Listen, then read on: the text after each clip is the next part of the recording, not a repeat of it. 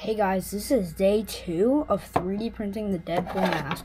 So overnight last night we printed this headpiece that goes on your head. This goes down to your nose.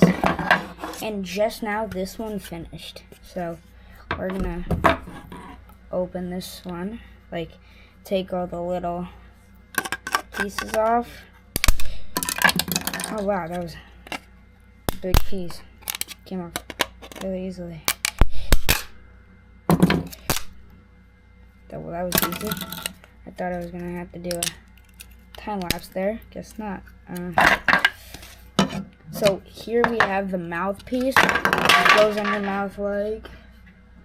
Yeah. Alright, I just put it in. Oh crap! I got my camera. There we go. So this goes in your mouth. And this goes like this. Are you starting to see the Deadpool mask? You see it? Yeah. I'm actually just going to send in the other one, the rest of the stuff to start printing right now.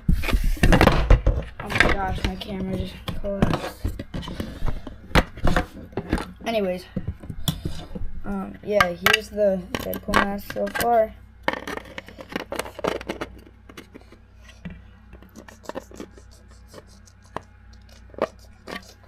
Right?